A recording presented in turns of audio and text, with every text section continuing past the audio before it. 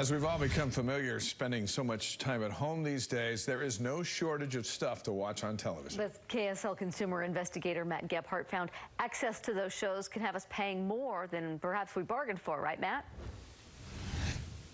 Yeah, absolutely right. Dave, Deanie, good evening. You've heard the phrase cut the cord. It refers to people trying to save money by doing away with expensive satellite and cable TV services in exchange for cheaper streaming options. Well, the streaming companies have taken note of the trend, and the cost-cutting endeavors have left some quietly paying more than they ever bargained for.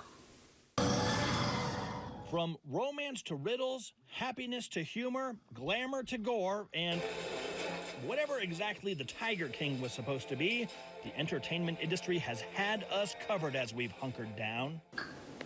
And it has all been a shot in the arm for streaming companies. According to new data from Nielsen, which counts how many people watch what, the amount of time people are spending in front of the TV screen viewing streaming content continues to grow, and now accounts for 25% of the time that we spend with our televisions. Now you're like, oh, I'm missing out on this show that everybody's talking about. Chandra Steele is among them. An author with PC Mag, she cut the cord as a way to try to save money. But when she actually crunched the numbers, she found the savings are pretty thin. I did not realize how much it added up to for every sort of streaming service that I have. Streaming services have gotten wise and begun offering quality content exclusively on their platforms.